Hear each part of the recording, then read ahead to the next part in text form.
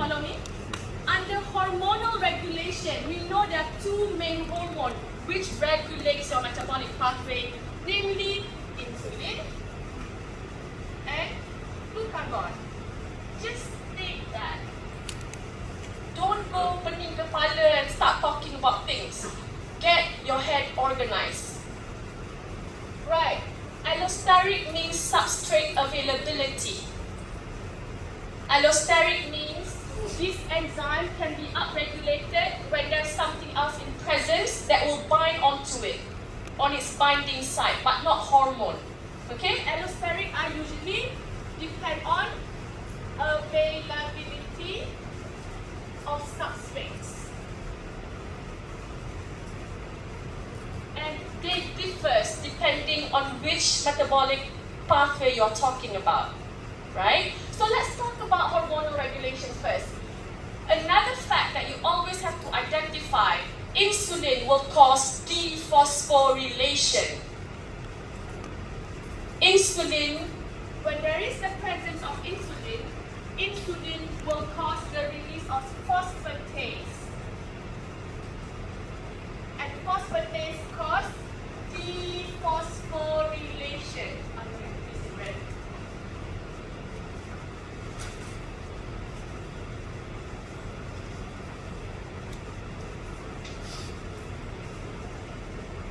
Okay? Glucagon, on the other hand, will cause phosphorylation. Okay. Insulin activates phosphatase to cause dephosphorylation. So this one, you can write at the bottom or another piece of paper just to give the information on your lecture notes there. Glucagon causes phosphorylation because it will activate protein kinase. Okay? Presence of glucagon will increase protein kinase A.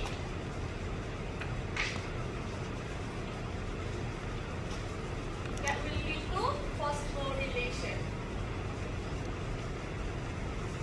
I repeat, presence of insulin will increase the amount of phosphatase that will lead to dephosphorylation of enzyme.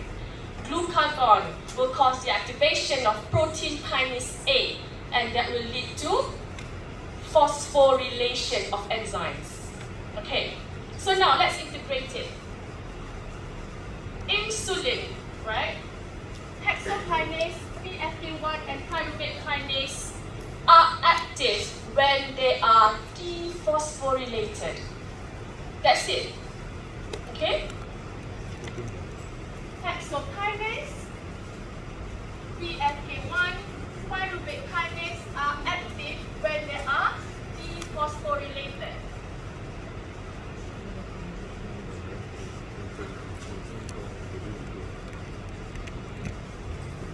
So most of you talk about allosteric regulation. So most of these are allosteric regulation, but a more potent regulation, I'll talk about the allosteric one a bit more. Okay?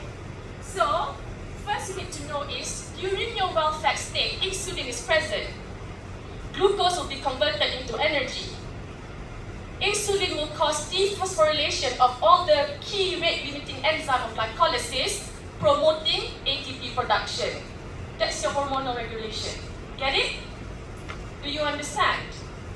I repeat, in regulation, I can say that under glycolysis, right, the hormone that favors the reaction is insulin. Write this down.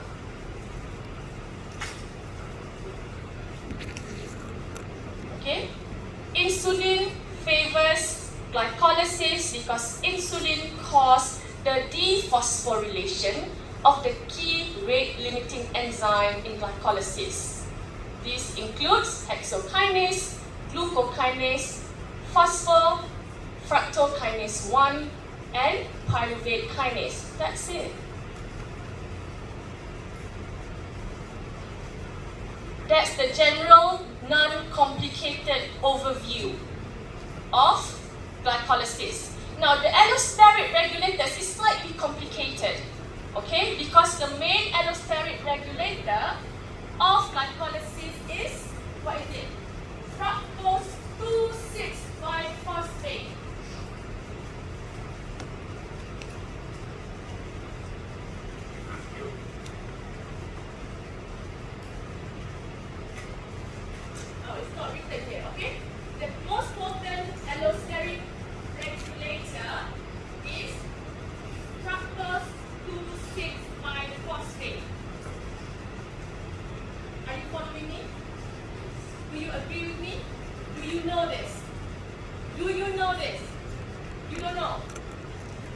remember. Okay? I repeat. Fructose 1,6,2,6,5-phosphate is the most potent regulator, allosteric regulator of glycolysis because it allosterically regulates PFK1.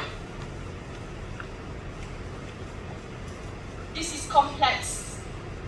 This is the most complex things about glycolysis, the most complex thing. This is the only one.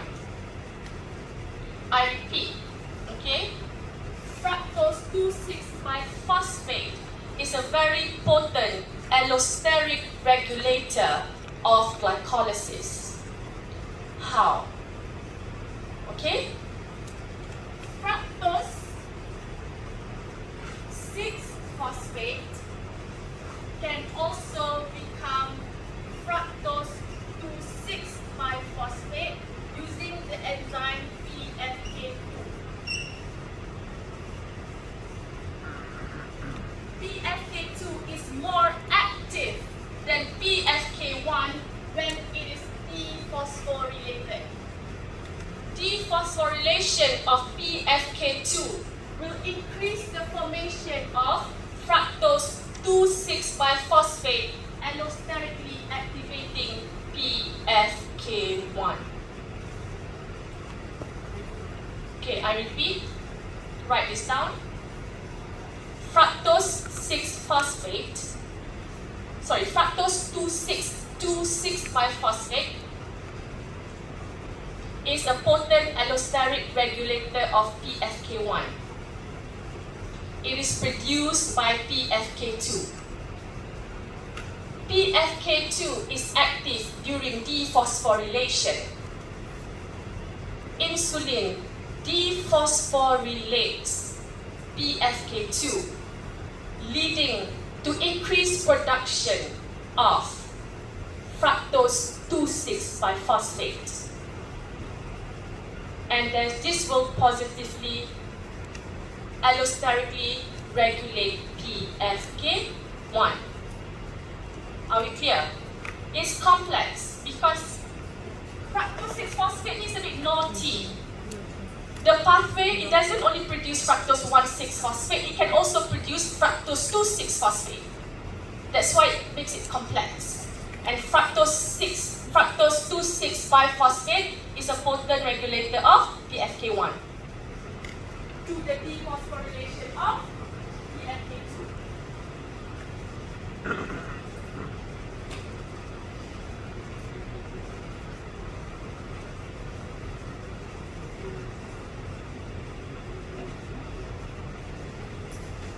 Okay, so it's actually not fructose 1,6-biphosphate, yeah? It's fructose 2,6-biphosphate primarily.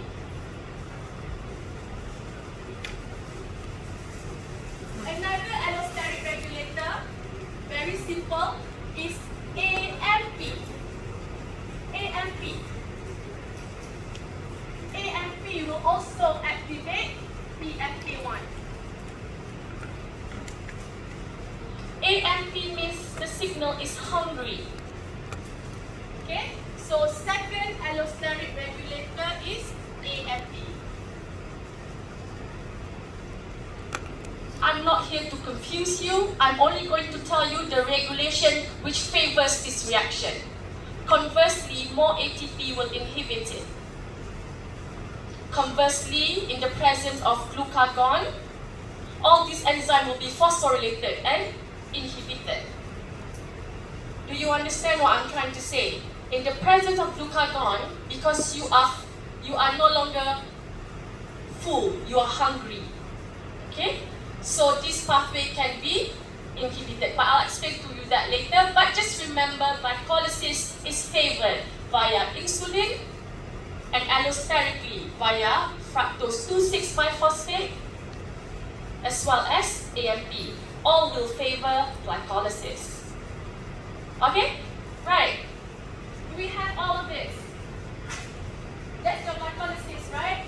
Now, glycogenesis is far less complex. Okay, I'm going to drop this off.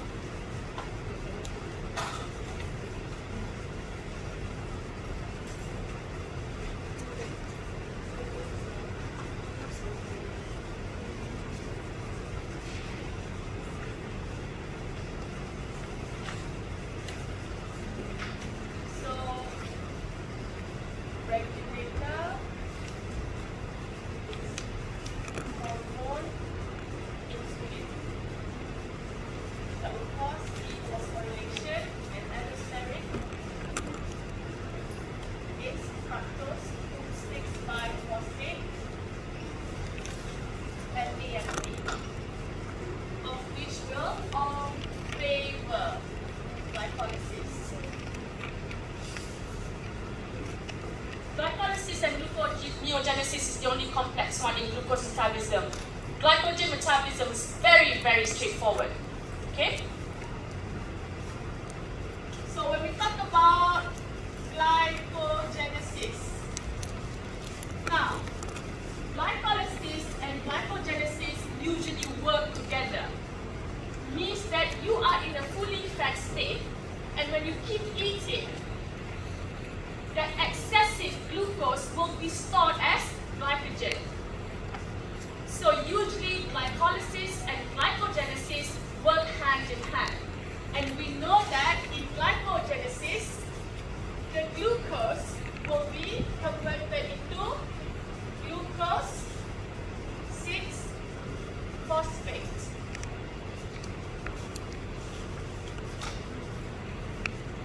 After glucose 6-phosphate, what happens? What's the backbone of the formation of glycogen? Come on. What's the backbone?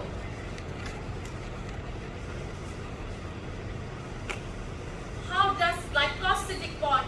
Glycogen synthesis is just linking glucose with glycosidic bond. You have glycogen, that's it. So, glucose will be phosphorylated into glucose 1-phosphate. Glucose 1-phosphate is the substrate for glycogen synthesis.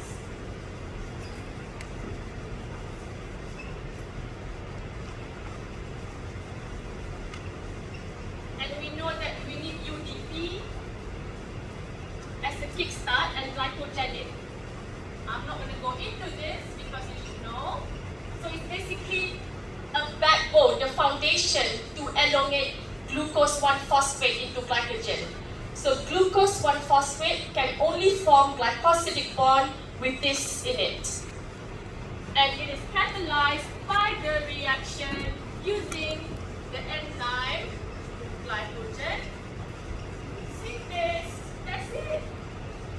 Glucose 1-phosphate are elongated with glycosidic bond using glycogen synthase.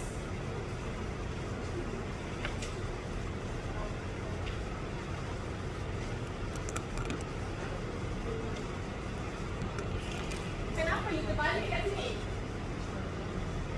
Genesis is what?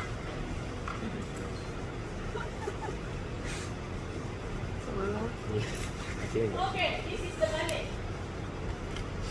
Breaks down linkage from glucagon to form glucose. That's not glycogenesis.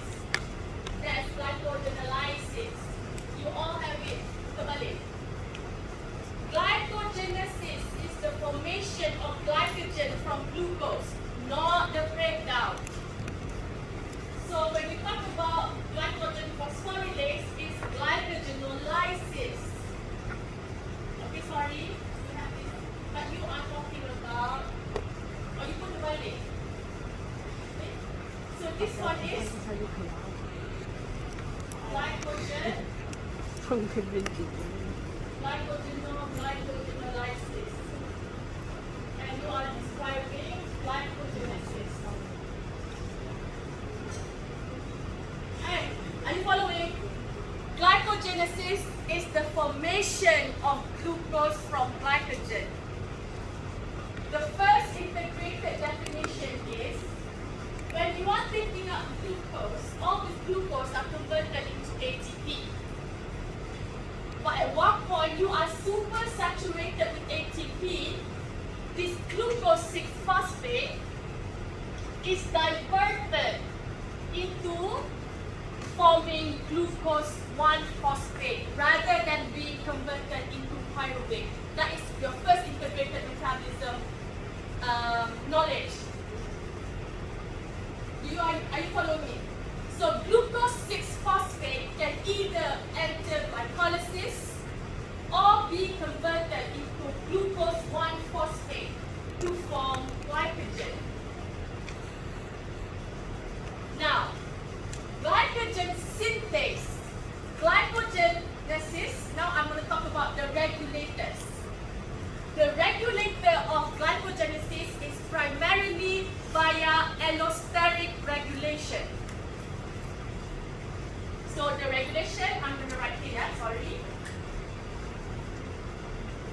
see your friend said it. Allosteric regulation. See, glycogenesis, the regulation is allosteric by glucose 6-phosphate.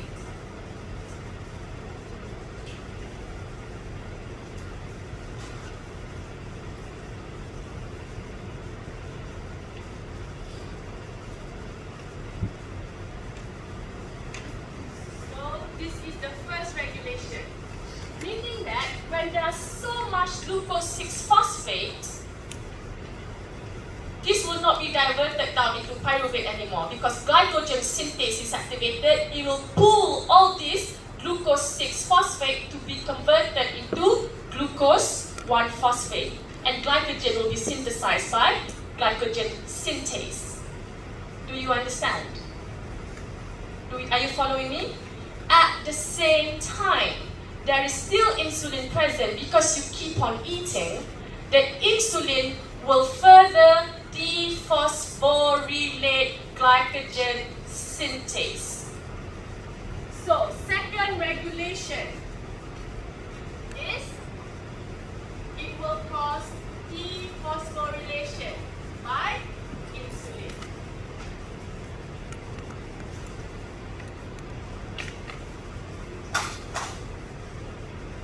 In summary, glycolysis is activated by insulin through phosphorylation and allosterically regulated by fructose 2,6-biphosphate. Know the mechanism. When in the presence of insulin, glycogenesis, the formation of glycogen will also be activated, primarily because insulin also dephosphorylate the key rate limiting enzyme, which is glycogen synthase. Dephosphorylation will activate glycogen synthase, forming glycogen from glucose 1-phosphate. In addition, the excessive glucose 6-phosphate will allosterically activate glycogen synthase. So during glycogenesis, it is hormonally regulated by insulin through dephosphorylation. It is allosterically activated by glucose 6-phosphate. That's it. That's it.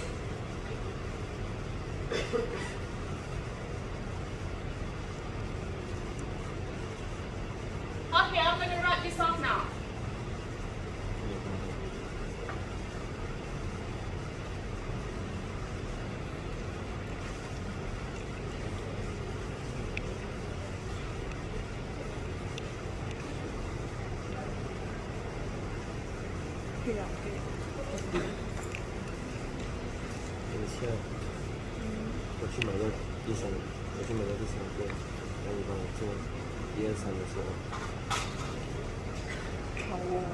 Again, both glycolysis and glycogenesis is activated in the presence of insulin.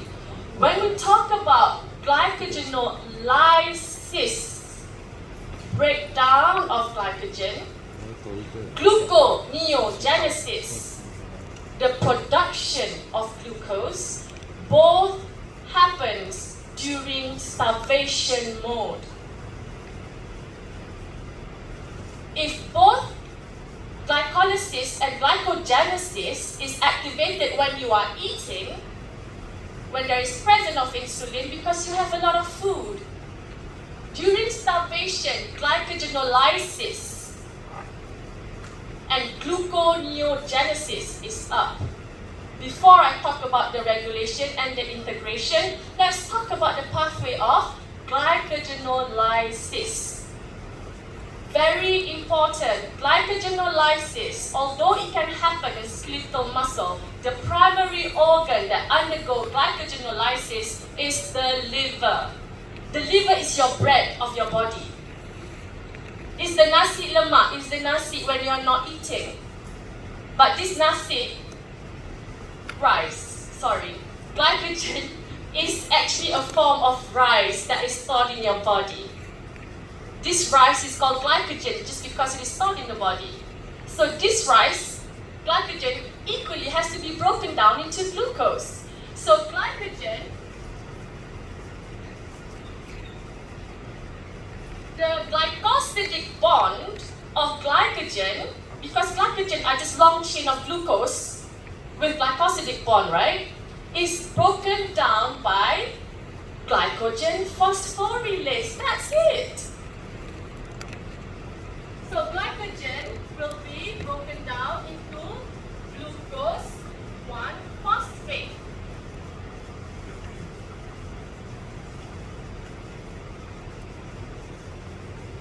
Glucose 1-phosphate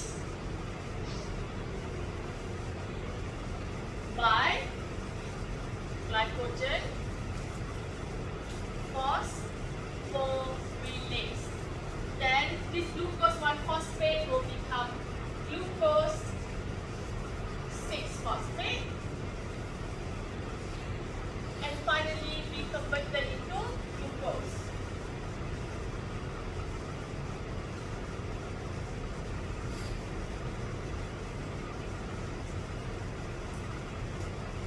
So the red key limiting enzyme, so glycogen is broken down to glucose 1,6-phosphate and finally glucose by glycogen phosphorylase.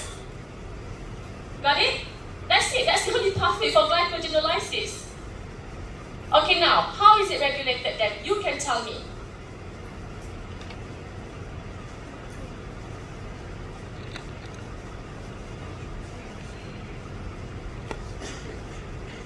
Okay, so your friend has this right here. Glycogen is broken down. It breaks down the 1,4-glycosidic bond to form glucose 1-phosphate using the enzyme phosphorylase. Glycogen phosphorylase.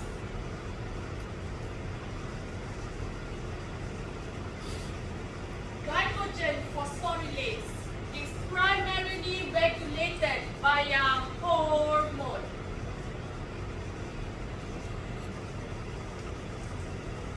If glycolysis and glycogenesis is activated by insulin, glycogenolysis is activated by glucagon. What does glucagon do? Phosphorylate, which means that your glycogen phosphorylase is activated when phosphorylated. If all your glycolytic enzyme and glycogen synthase is activated in dephosphorylated state, glycogen phosphorylase is active in phosphorylated step. We have written this down before. Glucagon leads to the formation of protein kinase A. Protein kinase A will cause phosphorylation. In the presence of glucagon, glycogen phosphorylase will be phosphorylated, therefore converting glycogen into glucose. So you get your glucose supply even though when you're not eating.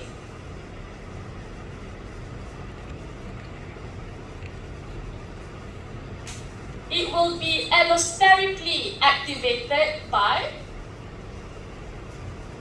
what will force glycogen to be broken down? AMP, you're hungry.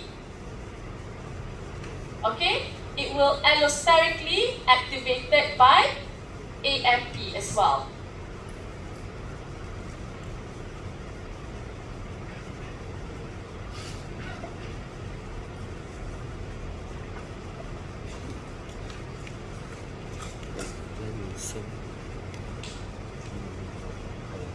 But primarily, it is activated by, what is it? Glucagon. Not so much allosterically regulated. I know it gets confusing because glycolysis is the same. Because when glucose is up, you also need to burn it. Okay, don't worry about it. Okay, just don't worry about it. So primarily, it is activated via phosphorylated because glycogen phosphorylase is phosphorylated. Okay, done. Done? Done. Okay. Gluconeogenesis. So this one is very, very, very complex. Okay.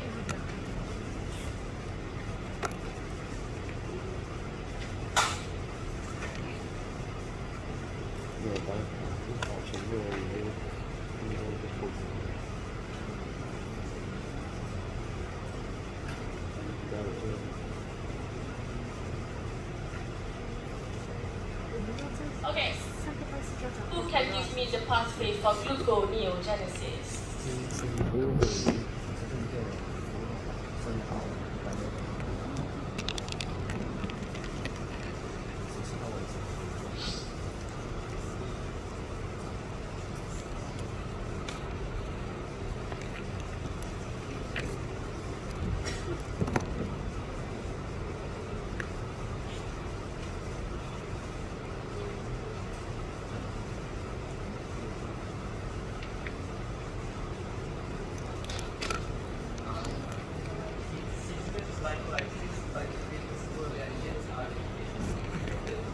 Okay.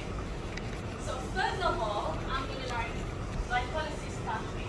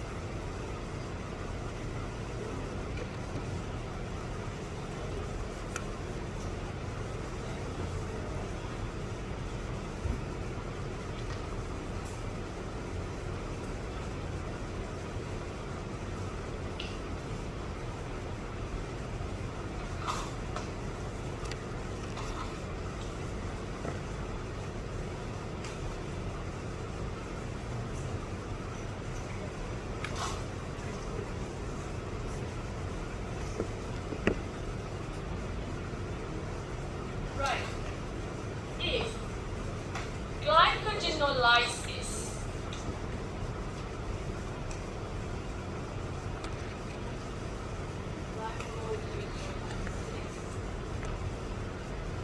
breaks down glycogen into glucose when you're hungry. So like I said, glycogenolysis and gluconeogenesis both occur when you are hungry. Glycogen will be broken down into glucose and will be disseminated to the rest of your body to be used as energy. Now, gluconeogenesis originates from gluconeogenic amino acid. You've learned this, right? There are three sources that are gluconeogenic precursor. The lactate breakdown from your red blood cells, the formation of glycerol from glycolysis, and the primary one. So I'm going to talk about the primary one. I'm not going to talk about the small two ones. The primary one is your protein will start breaking down. Your amino acid will start breaking down. And your gluconeogenic amino acid will be converted into oxaloacetate. That is the first substrate for gluconeogenesis. I repeat, when you are hungry, gluconeogenic amino acids will be converted into oxaloacetate. Now I'm talking about gluconeogenesis.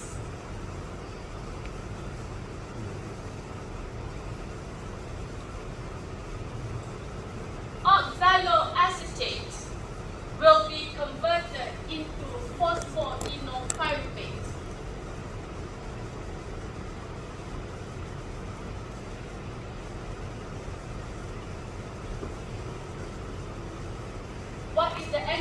regulates this?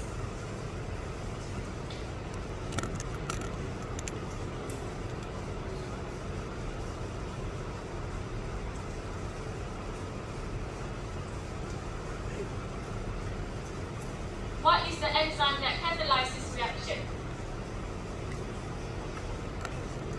PEP carboxykinase, phosphoenolpyruvate carboxykinase. You look so good. Have you learned this? You've learned this, right? So, PEPCK, phosphoenolpyruvate carboxykinase.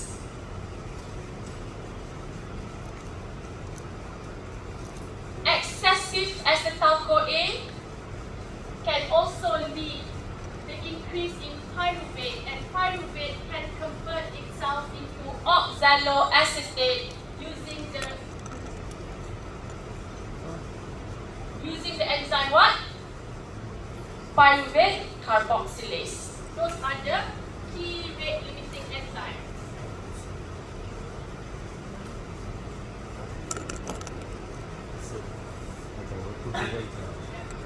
Okay, oxaloacetate will then be converted into phosphoenolpyruvate. Then it will just go through an irreversible reaction.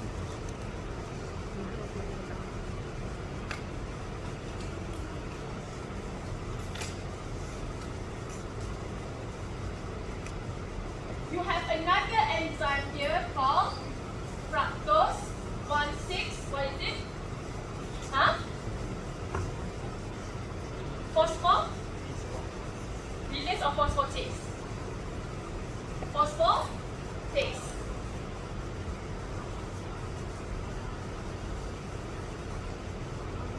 To convert it into fructose 6-phosphate, and you also have glucose 6-phosphatase to finally convert it into glucose. Forgetting about the enzyme, okay? Gluconeogenesis is the conversion of oxaloacetate into glucose. That's it. Okay? Gluconeogenesis is the conversion of oxaloacetate into glucose. That's it. To make it easier for you, I repeat, gluconeogenesis. When you're hungry, all your amino acids will turn into oxaloacetate. Oxaloacetate will be converted into glucose via the reversible reaction of glycolysis. But it has to bypass the key rate limiting enzyme. So, the first enzyme that it requires is to convert oxaloacetate into phosphoenolpyruvate, and you use PEP carboxykinase. PFK is also irreversible, so it requires fructose 1,6-biphosphatase to convert the fructose 1,6-biphosphate into glucose.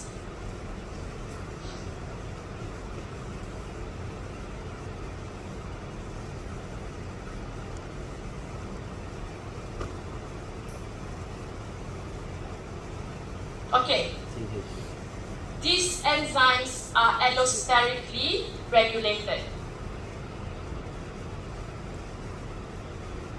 It happens in the presence of glucagon. But glucagon does not phosphorylate or dephosphorylate any of this enzyme. What glucagon does is, it will reduce the formation of fructose 2,6-biphosphate.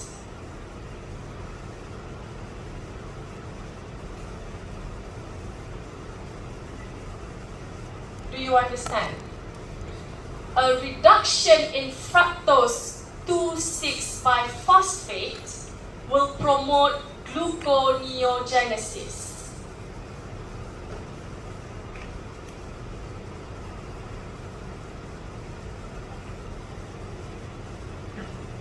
The reduction in fructose 2,6-biphosphate will allosterically activate pyruvate carboxylase and PEPCK.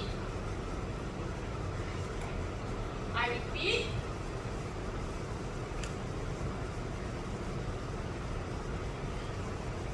The regulation for gluconeogenesis is allosteric regulator.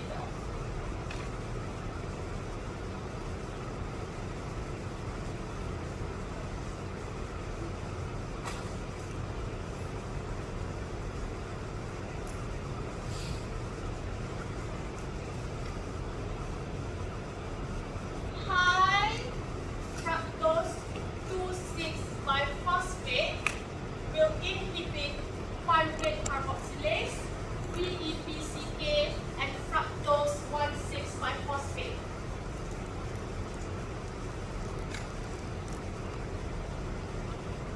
In the presence of glucagon, fructose 2,6-biphosphate severely go down through the mechanism that I have explained before. Okay? In the presence of glucagon, fructose 2,6-biphosphate is severely downregulated, therefore activating your gluconeogenic enzymes. That's it. I don't want peningkan kepala you kenapa in the glucon fructose 2,6-biphosphate is upregulated. Just know that in gluconeogenesis can only occur in the presence of glucagon when you're hungry. In the presence of glucagon, fructose 2,6-biphosphate is severely reduced. There's no fructose 2,6-biphosphate because glycolysis is not happening. Glucagon inhibits the glycolytic pathway, so your fructose 2,6-biphosphate is not up. When it is down, and your gluconeogenic enzyme all will be activated, converting and diverting oxaloacetate into phosphoenolpyruvate. And the reaction will favor glucose formation from oxaloacetate and phosphoenolpyruvate. I don't know if you're following me, but in your gluconeogenesis pathway, if you are confused in your white piece of paper, just write oxaloacetate is converted into glucose. That's it. Oxaloacetate is converted into phosphoenolpyruvate and it goes up to become glucose. The source of oxaloacetate is from amino acid, your protein breakdowns when you're hungry. Gluconeogenic pathway is regulated with glucagon, but not through phosphorylation or dephosphorylation, not direct. It is secondary to inhibition or a decrease in fructose 2,6-biphosphate. Fructose 2,6-biphosphate will promote the activity of gluconeogenic enzyme listed here. And the three enzymes are pyruvate carboxylase, PEP carboxykinase, fructose 1,6-phosphatase.